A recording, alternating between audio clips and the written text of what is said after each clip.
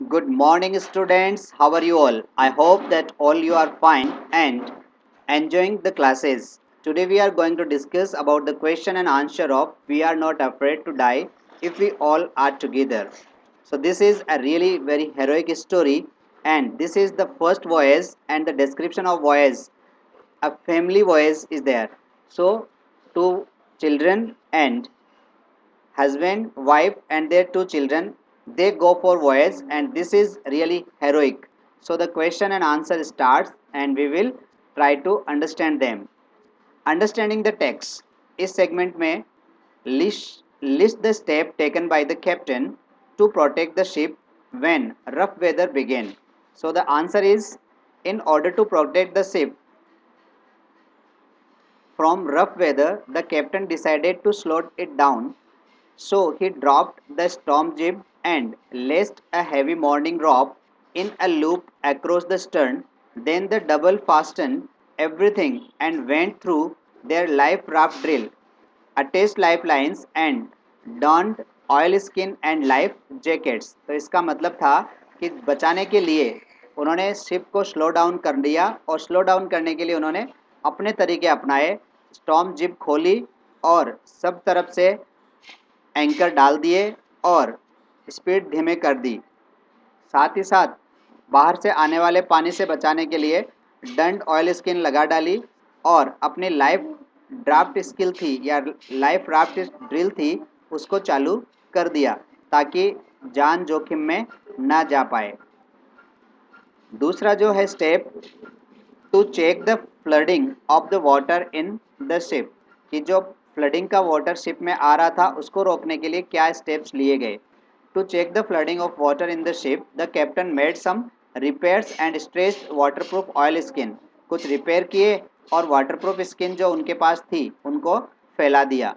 On the openings he secured waterproof hatch covers across the gapping holes, और जहाँ जहाँ gapping holes बन गए थे उनमें वाटरप्रूफ हैच उन्होंने लगा डाली।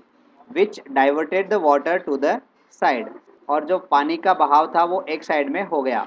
When the two hand pumps were lost overboard and the electric pump short circuited, और जब इलेक्ट्रिक पंप शॉर्ट सर्किट हो गया, he found another electric pump and connected to an out pipe and manage to pump out the water.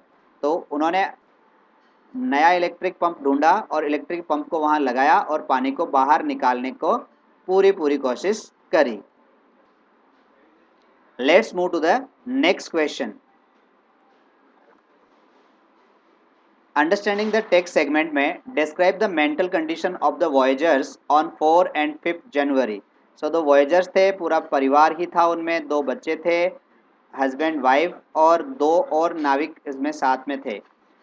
On 4th of January, the mental condition of the voyagers was vacillating between hope and despair. After 36 hours of continuous pumping, they could pump much of the water out, but they had to keep pace with the water still coming in. However, their respite was only short lived. The storm started building up, and the situation again became worse. तो 4 जनवरी को जो उनकी mental condition थी वो थोड़ी ज़्यादा ही अधर झूल थी, जो निराशा और आशा के बीच में झूल रही थी। 36 घंटे के कंटिन्यूस पंपिंग के बाद में वो वाटर को पूरी तरह से नहीं निकाल पाए। Had to keep pace with the water still, और अभी भी उन्हें पानी को बाहर निकालने में मशक्क़त करनी पड़ रही थी। फिर भी उनका जो रेस्पाइट था, आराम था, वो थोड़ी देर के लिए रुका क्योंकि तूफान बद से बदतर होते जा रहा था। The narrator went to comfort the children, बच्चों को आराम दिलाने की कोशिश करी। जॉन आस्क्ड इनोसेंटली, और उस समय जॉन ने पूछा कि क्या we were going to die, कि हम मरने जा रहे हैं। But added that he did not mind dying as long as all the family members were together, कि वो बिल्कुल भी कुछ नहीं होंगे और न ही डरेंगे जब पूरे परिवार वाले यदि एक साथ रहें और एक साथ ख़त्म हो जाएं। This statement of the narrator's child boosted his moral, और इसी से उसका मॉरल बूस्ट हुआ। Became resolute to fight the sea, और अब दृढ़ निश्चित हो गया कि समुद्र चाहे कितना भी खूंखार क्यों नहीं हो जाए, I will fight.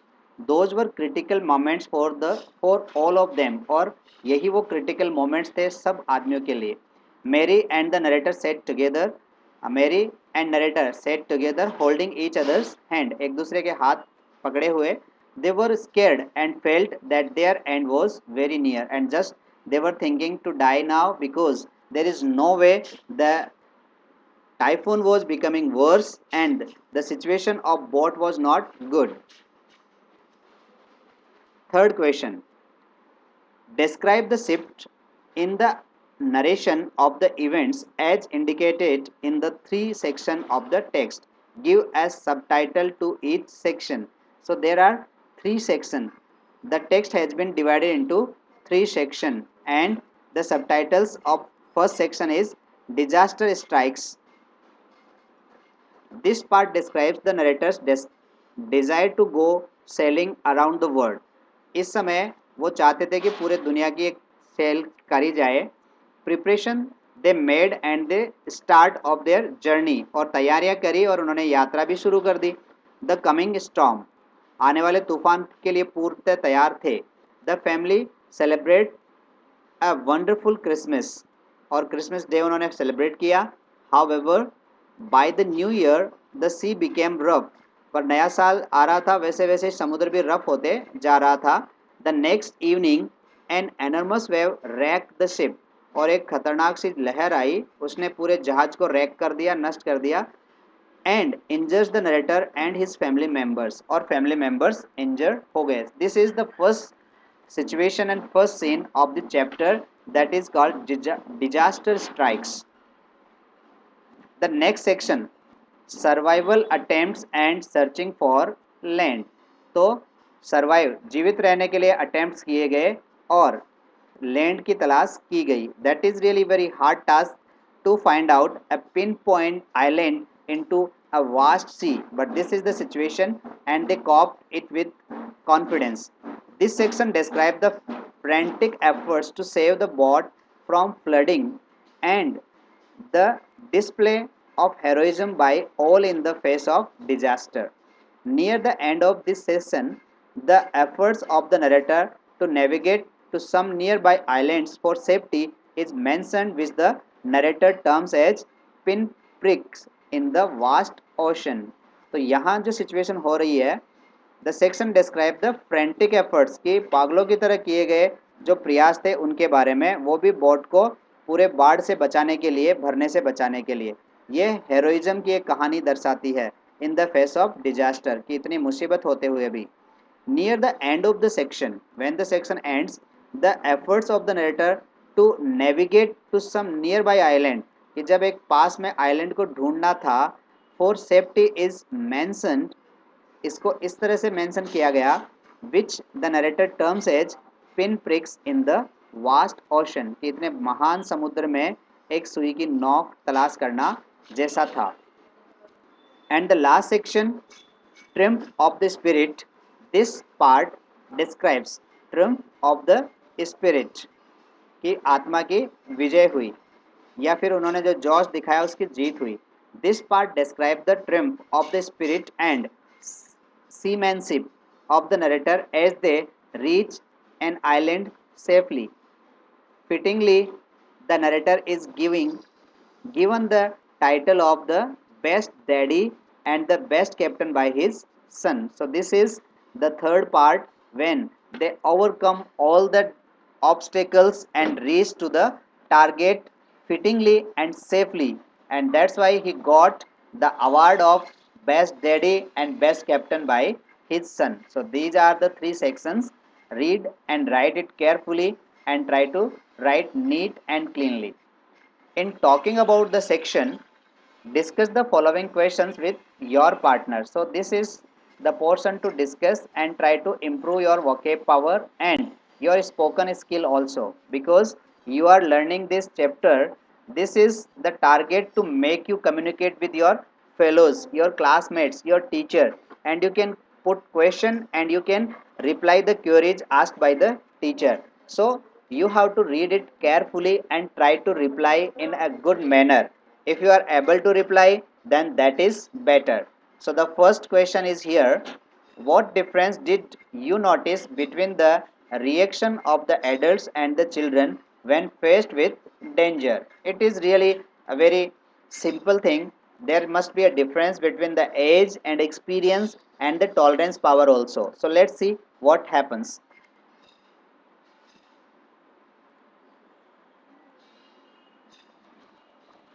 There was not much difference between the reaction of children and the adults. So here it is visible that there was not a much difference when faced with danger. However, it was not on the expected lines as the children were only 6 and 7 years old. When the adult faced the danger, they were anxious and found way of battling it. Later, when the motion of the boat brought more and more water in it, both Mary and the narrator sat holding hands as they felt the end was very near. On the other hand, the children showed great courage and did not get lose hope. When she hurt herself, she did not worry other about her injury.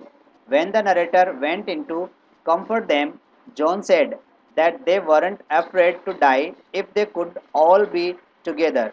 She also gave a card to the narrator that she made with the message of hope. Thus, the children showed greater positivity than their parents. Hence, we can say that the children were more optimistic than the adults. तो हम देख पा रहे हैं कि कोई ज़्यादा difference नहीं था उनके रिएक्शन में जब एक बच्चे के रिएक्शन में और एक एडल्ट के रिएक्शन में डिफरेंस होता है व्हेन फेस्ड विद डेंजर जब उन्होंने डेंजर का सामना किया however it was not on the expected lines पर ये भी इतनी उम्मीद की हुई नहीं थी क्योंकि छोटे बच्चे थे ना as the children were only 6 and 7 years old so हम उम्मीद भी नहीं कर पा रहे थे कि ये बच्चे भी इतना ज़्यादा साहस दिखा पाएंगे when the adult face the danger जब बड़ों का सामना होता है खतरे से दे वर एंग्जियस उन्हें चिंता सताती है and found ways of battling it और उनके पास रास्ते होते हैं इससे सामना करने की later when the motion of the boat brought more and more water in it और जब गति ने बहुत ज़्यादा पानी अंदर ला दिया both Mary and the narrator sat holding hands दोनों ने हाथ पकड़े और बैठ गए as they felt the end was very near और उनको लगने लगा कि अब तो अंत बहुत पास में आ गया है ऑन द अदर हैंड और दूसरी ओर the children showed great courage पर बच्चों ने बहुत बड़ा साहस दिखाया and did not get lose hope पर उन्होंने उम्मीद नहीं खोई when she hurt herself जब शू के चोट लगी थी she did not worry others about her injury किसी ने भी किसी को भी नहीं बताया क्योंकि उसे पता था कि किसी को बताऊंगी तो उनको दिक्कत होगी when the narrator went in to comfort them जब नरेटर उनको समझाने के लिए गया John said that they weren't afraid to die if they could all be together कि उसे तो डर लगेगा ही नहीं यदि मरते समय सब एक साथ होंगे पूरा परिवार एक साथ होगा Sue also gave a card to the narrator that she made with the message of hope और साथ में शू ने एक कार्ड भी अपने पिताजी के हाथ में दिया जिसमें एक मैसेज था जो उम्मीद रखने के लिए था thus the children showed greater positivity इस प्रकार बच्चों ने बहुत ज़्यादा पॉजिटिविटी दिखाई than their parents hence we can say that the children were more optimistic than the adults तो हम कह सकते हैं कि बच्चे ज़्यादा आशावादी थे बजाय उनके पेरेंट्स के so this was the first question and answer. Let's move to the next question. How does the story suggest that optimism helps to endure the direst stress?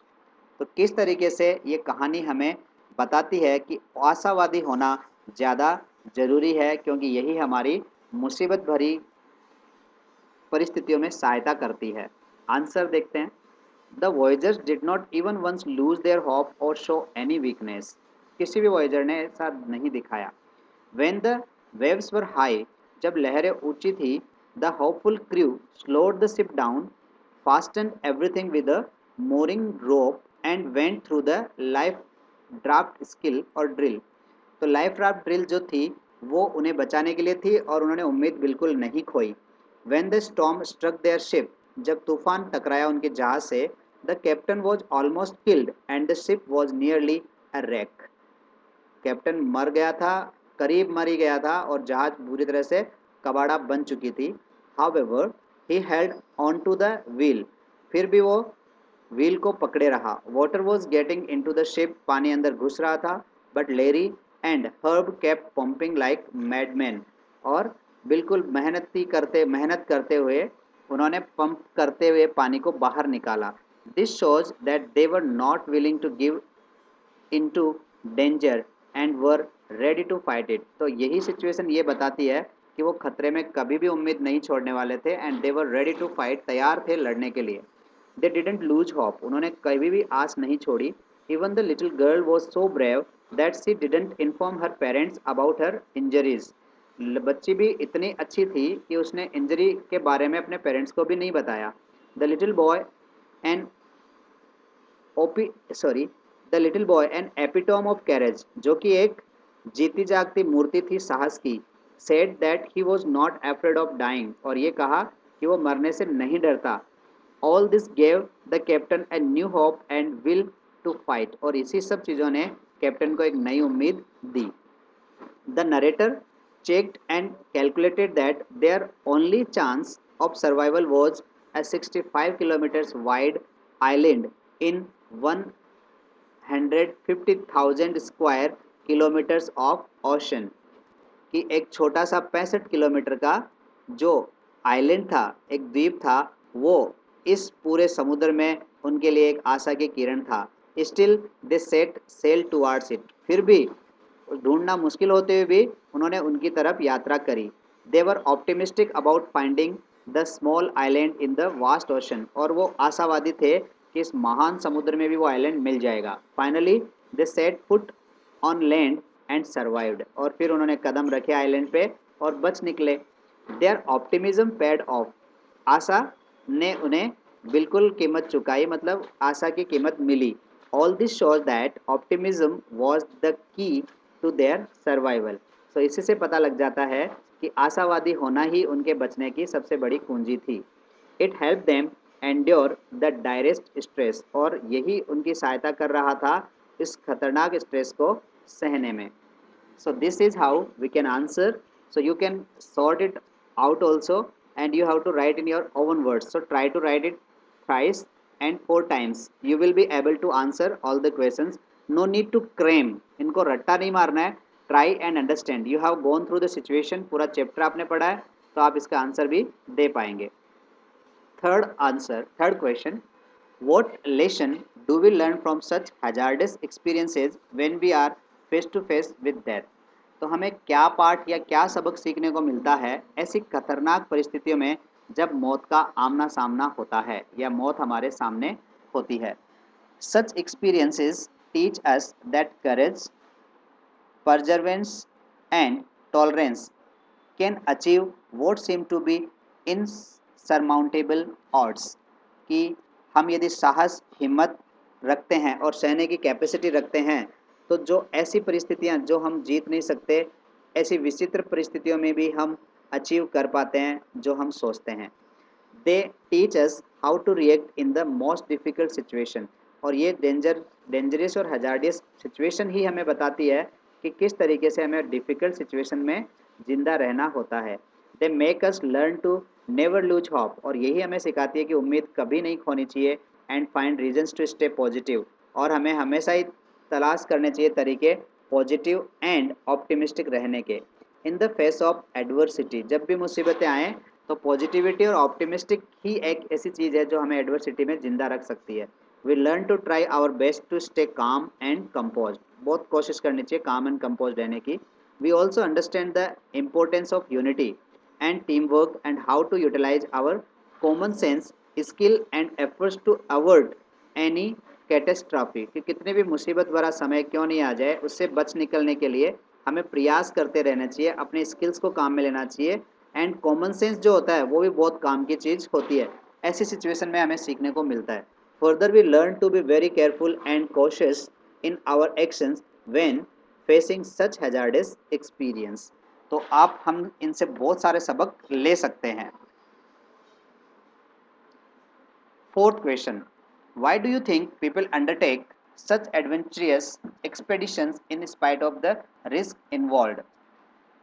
कि लोग ऐसे ऐसे हजार्डियस काम क्यों कर लेते हैं जबकि वो सब जानते हैं कि इनमें रिस्क प्रचुर मात्रा में होती है। तो देखते हैं क्यों होते हैं। तो इसका जवाब हम देते हैं, the world is full of all sort of people. दुनिया में हर किस्म के लोग भरे पड़े हैं। Most of them like to lead a risk free and peaceful life. उनमें से ज़्यादातर लोग हैं जो रिस्क फ्री और शांत जीवन जीना चाहते हैं। But there are a few among us, पर हम में कुछ ऐसे भी हैं who believe that if we want to live life to the fullest, यदि आप जीवन को उसकी पूर्णता के साथ जीना चाहते हैं, we have to go beyond the day to day routine, कि हमें डे टू डे रूटीन से भी थोड़ा आगे निकलना पड़ेगा। They don't hesitate even to undertake dangerous expeditions. उन लोगों को ऐसे एक्सपेडिशन करने में भी हेजिटेशन नहीं होती। If that were not the case, यदि ऐसा केस नहीं है, a lot of mysteries places and events would not be known to the world. यदि ऐसे लोग नहीं होते तो इन रहस्यों से पर्दा उठाना, नए जगह की तलाश करना आज दुनिया में मुश्किल हो जाती है, मुमकिन ही नहीं होती। सच एक्सपेडिशंस आर रिस्की, ये रिस्की होते हैं ऐसे दुस्साहस भरे कार्य, but still people go on them without caring for even death और डिजास्टर, कि मौत और मुसीबतों की परवाह भी नहीं करते फिर भी लोग इन पे जाते हैं। दे आर वेरी डेयरिंग, उनकी हिम्मत होती है। It takes much courage to perform such task, और ऐसे काम को करने के लिए बहुत साहस की ज़रूरत होती है। For them life is a battle, जिन लोगों के लिए जीवन युद्ध है, which can be won only after fighting for it, और वो तभी जीता जा सकता है जब आप इसके लिए युद्ध लड़ोगे। रेदर देन सिटिंग रिलर, और इसके बजाय कि आप बैठ जाओ, तो आप युद्ध तभी जीत पाओगे जब आप लड़ोगे। You and carefree. The history of mankind shows that our progress on much to such a brave and fearless people. तो हमारी जो आज प्रोग्रेस है वो उन्हीं का दिया हुआ है या उन्हीं की दी हुई देन है जिन्होंने बहादुरी और निडरता से काम किया हो। So why do we think people undertake such adventurous expedition. तो हम इसीलिए बता सकते हैं कि लोग कुछ ना कुछ इनोवेट करने के लिए, मिस्ट्रीज को सुलझाने के लिए, नए चीज़ों की तलाश करने के लिए, और जीवन को इसके फुलेस्ट, इसका जीना, केवल आराम और डर के साथ जीना ही जीवन नहीं है। जीवन में बहुत सारे रंग हैं। इन सारे रंगों को जीने के लिए लोग ऐसे एक्सपेडिशंस पे जाते हैं और एडवेंचरस एक्सपेडिशन जीते हैं। थिंकिंग अबाउट लैंग्वेज, तो ये जो सेक्शन है बहुत ही अच्छा लगता है। We have come across word like gale and storm in the account. Here are two more words for storm, typhoon, cyclone. How many words does your language have for storm. So हमारी language में भरे पड़े हैं शब्द, यहाँ हम देखते हैं answers in Hindi. Storm is known as आंधी, तूफान, झंझावत एंड चक्रवात। यहाँ बगुल और सूटे भी बोले जाते हैं। Here are the terms for different kinds of vessels: yacht, boat, canoe, ship, steamer, schooner. Think of similar terms in your language, कि यहाँ एक ही नाव के लिए बहुत सारे शब्द आए हैं, जैसे याट आया है, बोट आया है, कनॉय आया है, शिप आया है, स्टीमर आया है और स्कूनर आया है। तो ऐसे क्या हिंदी में भी हैं शब्द? तो दगाओ देखिए दिमाग। हाँ, लिखा हुआ ही है, नाव, नौका, बोट, जहाज, किश्ती, और भी कुछ आप कहना चाहते हो तो ऐसे वर्ड्स बहुत सारे हैं। Next question, third question, catamaran,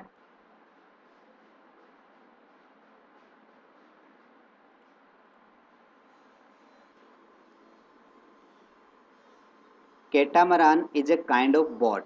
catamaran एक प्रकार की बोट होती है। Do you know which Indian language this word is derived from. तो डिक्शनरी में चेक करके बताइए। So the word catamaran is derived from the Tamil word, ये तमिल वर्ड से लिया गया है, kattumaran. Kattumaram, that means tied wood, बंधी हुई लकड़ियाँ। Catamaran is a name applied to any craft, किसी भी क्राफ्ट के लिए अप्लाई कर सकते हैं, हैविंग ट्विन हल्स, जिसके पास दो हल हो। Originally it denoted a form of sailing and paddling raft employed on the coast of India. ज़्यादातर इंडिया के किनारों पर, समुद्री किनारों पर इसे काम में लिया जाता है सेलिंग एंड पेडलिंग के लिए। Have you heard any boatman song? What kind of emotion do these songs usually express? क्या कभी आपने भी कोई नाविक का गाना सुना है? तो इसमें कौन से इमोशंस होते हैं? जी बहुत सारे सुने हैं। सावन का महीना पवन करे शोर, this was the song that we have heard. We have heard boatman songs. They usually express love and nostalgia. तो ये पुरानी यादों और प्यार के बारे में बातें करते हैं। They revolve around the longing to meet a loved one और express their love for the sea, या तो समुद्र के प्रति प्यार और फिर किसी प्रीतम के बिछड़ जाने के बारे में बातें करते हैं। So this is all about talking about the words. अब हम बात करते हैं वर्किंग विथ वर्ड्स। तो यहाँ हमें कुछ क्वेश्चंस दिए गए हैं। The following words used in the text as ship terminology are also commonly used in another sense. In what context would you use the other meanings like knot, stern, boom, hedge and anchor? ये 5 words है, इनको और किस तरीके से use कर सकते हैं? तो वन बाय वन सबसे पहले हम देखेंगे नॉट को। नॉट का मतलब वैसे हिंदी में गांठ होता है। इन अ रोप, स्ट्रिंग और रिबन में गांठ लगाना। A joint made by tying together two pieces of rope, string, ribbon etcetera. For example, tying a knot while wearing a tie. Second, ये वर्ब के रूप में काम में आ सकती है। Way of tying two ropes और स्ट्रिंग्स, कि बांधना भी क्या कहलाता है? गांठ बांधना, ये भी नॉट कहलाएगा। For example, knot together two ropes, कि दो रॉप को साथ साथ बांध देना। तीसरा होता है अ टेंगल्ड मास, कि उलझ जाना या मोटी सी गांठ लगा देना। Many ropes strings jumble together which are hard to separate. Fourth है a tight group of people, कि लोगों का एक ग्रुप जो टाइट हो उसको भी हम कह सकते हैं not. And not of people surrounded the politician. फिर फिफ्थ जो इसका आंसर हो सकता है वो है टाइट फीलिंग और टेंसनेस। यदि आप तनाव में हो तो भी आप नॉट कहलाते हो। I could feel a knot of fear in my throat, गले में नॉट ऑफ फियर सी फील हो रही है, थोड़ा चौकिंग सी लग रही है। तो टेंसनेस है, कड़वाहट है। A lump in a tree trunk, अभी पेड़ के ट्रंक में कोई छोटा मोटा लंप बन जाता है, उसको भी हम कहते हैं knot. The old tree had many knots on its trunk, तने में छोटे छोटे गांठें बन जाती है मोटे, जिन पे हम पैर रख के चढ़ जाया करते हैं। अ डार्क राउंड पेच इन अ प्लैंक ऑफ वुड, और एक काला सा पेच आ जाता है, उसको भी हम नॉट कहते हैं, जो कि लट्ठे में आ जाता है। The wooden plank was of poor quality due to having too many knots. ऐसा ही जो एर्थ मीनिंग है इसका, lump in the outer surface of the body, शरीर के बाहर भी कोई आउटर सरफेस में कुछ लंप बन जाते हैं। The old man had many knots on his face and back, कि पीछे भी बहुत सारे नॉट्स हैं और चेहरे पे भी कई बार नॉट्स मस्से वगैरह आ जाते हैं, इस चीज़ को हम बोलते हैं नॉट। Very good. अगला देखते हैं स्टर्न। स्टर्न का मतलब था कड़ा, serious and usually disapproving. The teacher gave the student a stern look. STERN, यहाँ भी स्टर्न ही है, ये थोड़ा सही से पढ़ना है इसको। तो टीचर ने उनकी तरफ एक रूखा सा लुक दिया, थोड़ा सा नज़र डाली पर कड़ी नज़र डाली। स्ट्रिक्ट, ये भी आप समझ गए होंगे। एंड सीरियस एंड डिफ़िकल्ट, थोड़ा सीरियस हो और डिफ़िकल्ट हो, इसको भी हम स्टर्न कहते हैं। The government faced stern position to the new law. C section में आ रहा बूम। बूम एक तरह से नाउन है, जिसको बोलते हैं sudden increase in trade and economic activity, की एकदम से उफान आ जाना। A boom occurred before 2008। Noun के रूप में दूसरा मीनिंग होता है इंक्रीज इन पॉपुलैरिटी, एकदम से पॉपुलर हो जाना। थर्ड है noun a large increase in quantity, quantity बढ़ जाना। फोर्थ है वो भी नाउन है अ डीप लाउड साउंड, एक गहरी और तेज आवाज को भी हम बोल सकते हैं boom. The boom of the cannons could be heard far away, तो तोपों की जो आवाज़ है वो दूर तक सुनी जा सकती है, बूम। नाउन और एडजेक्टिव के रूप में आ सकता है long people for a microphone, long pole for a microphone, microphone के लिए एक बड़ा सा पोल लगाते हैं, उसको भी हम बूम कहते हैं।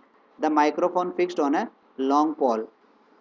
For example, the boom mic could be stressed right across the stage, तो बूम माइक जो पोल पे लगा हुआ था वो स्ट्रेच था, लगा हुआ था स्टेज के पास। वर्ब के रूप में आता है मेकिंग ए लाउड साउंड, एक लाउड साउंड करना या बूम की साउंड बनाना भी बूम कहलाता है। तो these are the 4 5 6 meanings of boom. Next चलते हैं हैच। हैच का मतलब है अंडे सेना और उनको बच्चे निकलने तक तैयार करना। So verb to come out of an egg, अंडे से बाहर आना भी हैच कहलाता है। The chicken takes many days to hatch from an egg.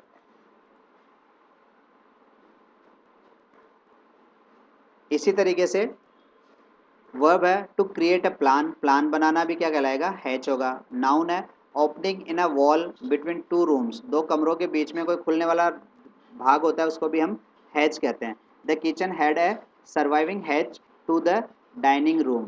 Serving hatch कि सर छोटा सा एक हाँ विंडो छोड़ जाती है उसको भी हैच कहते हैं। तो ये एक विंडो है, एक हैच इसमें बना हुआ है। ई सेक्शन देखते हैं एंकर। एंकर का मतलब नाउन के रूप में अ पर्सन और thing giving a feeling of safety. तो एक आदमी जो आपको सेफ्टी की फीलिंग देता है उसको हम एंकर कहते हैं। The grandfather was the anchor of the family in all the crisis they faced. कि जितनी मुसीबतें आई उसमें एंकर के रूप में दादाजी थे। Noun coordinator of a programme. Programme को चलाने वाला भी एंकर कहलाता है। Verb fix firmly in position. एक जगह बिल्कुल फिक्स होकर के डटे रहना भी क्या कहलाता है? एंकर कहलाता है। The athlete anchored his foot on the starting block. ऐसे ही वर्ब के रूप में हो सकता है बेस्ड ऑन सम सब्जेक्ट, किसी चीज़ पे आधारित हो उसी को हम बोल सकते हैं anchor. Premchand stories are anchored in real life. So these are the words. Working with word segment में दूसरा आ रहा है कि एयरशिप, फ्लैगशिप और लाइटशिप जो वर्ड्स आए हैं। The following three compound words and in ship, what does each of them mean. तो इनका सबका मीनिंग क्या हो सकता है? तो एक आध देखते हैं। एयरशिप होता है a large aircraft without wings. तो एयरशिप है जिसके पंख नहीं होते। Filled in its balloon with a gas which is lighter than air, it is driven by an engine. तो एक बड़ा सा शिप होता है जिसके पंख नहीं होते और उसमें बलून की तरह से हवा भरी जाती है। फ्लैगशिप नाउन है। The main ship in A fleet which also carries the navy flag. कि नेवी का जो फ्लैग लेकर के चलती है बेड़े में, उस जहाज को हम बोलते हैं flagship. The flagship carried the try colour. तो जो फ्लैगशिप है वो तिरंगे को लेकर के चलती है। एडजेक्टिव के रूप में भी फ्लैगशिप का काम आता है। द मोस्ट इम्पोर्टेंट प्रोडक्ट, सबसे जो इम्पोर्टेंट प्रोडक्ट होता है उसको भी फ्लैगशिप कहते हैं। सर्विस जो सबसे अच्छी सेवा होती है उसको भी फ्लैगशिप कहेंगे। प्रोग्राम दैट एन ऑर्गेनाइजेशन ऑन्स और प्रोड्यूस। तो सबसे जिनका इम्पोर्टेंट प्रोग्राम होता है या फिर इम्पोर्टेंट सर्विस या प्रोडक्ट होते हैं उनको भी हम फ्लैगशिप कहते हैं। The flagship programme of BBC TV its world news. तो ये जो वर्ल्ड न्यूज है ये इनका फ्लैगशिप प्रोग्राम है। Lightship a small ship with a powerful fight that stays at a fixed point at sea to warn other ships to stay away because of some danger। ये light ship क्या होती है? समुद्र में एक जगह खड़ी रहती है और जहाज़ों को किसी डेंजर का इशारा करने के लिए काम में आती है। जैसे लाइट हाउस होता है वैसे ही ये लाइट शिप भी होती है। तो ये रहे तीनों वर्ड्स की मीनिंग। यहाँ कुछ और वर्ड्स आए हैं। The following are the meanings listed in the dictionary against the phrase take on, in which meaning is it used in the third paragraph of the account. कि यहाँ देखो टेक ऑन समथिंग या take something on या somebody on या take somebody something on, इनका meaning क्या हो सकता है? तो यहाँ आया to begin to have a particular quality और अपीयरेंस टू अज्यूम समथिंग। कि किसी न किसी चीज़ की क्वालिटी होना ताकि किसी चीज़ को अज्यूम कर सके, समझ सके। To employ somebody, engage somebody, किसी न किसी आदमी को व्यस्त कर देना। To accept somebody as one's opponent in a game, contents और कॉन्फ्लिक्ट, किसी को भी अपना विरोधी समझ लेना, टेक समबडी ऑन। और टेक समबडी या something on to decide to do something, to allow something somebody to enter, for example a bus, plane और ship. To take somebody something on board, तो किसी चीज़ को लेकर के जाना। तो यहाँ उत्तर इसका सही होगा। In the third paragraph in this line, in the line we took on two crewmen to help us tackle roughest seas, the phrase take on means to employ और एंगेज। इसका मतलब होगा किसी को काम पे रखना। तो ये हो गया टेक ऑन का सही मीनिंग। थिंग्स टू डू, देखिए आपको एक जहाज का पिक्चर दिख रहा है और इस पिक्चर पे कुछ वर्ड्स बने हैं जैसे bow, cabin, rudder, cockpit, stern, boom, mainsail और मास्ट बने हुए हैं। इनमें से कौन सा सूटेबल है वो देखिए। तो आंसर हम फटाफट देख लेते हैं। ये रहा, ऊपर ही ऊपर आपको मास्ट मिल जाएगा। ये मेन सेल बना हुआ है, मेन सेल के पास बूम बना हुआ है, बूम के बाद कॉकपिट है, कॉकपिट के बाद स्टर्न है, स्टर्न के पास रडर है जो एकदम नीचे है, और केबिन जो ऊपर ही रह गया यहाँ पे, और ये बो जो सामने दिखाई दे रहा है। तो इस तरीके से हमारा ये चैप्टर ख़त्म होता है। तो मिलते हैं फिर से एक नए चैप्टर के साथ और उनके प्रश्न उत्तर लेकर के। तब तक के लिए सीखते रहिए, खुश रहिए, हैप्पी लर्निंग।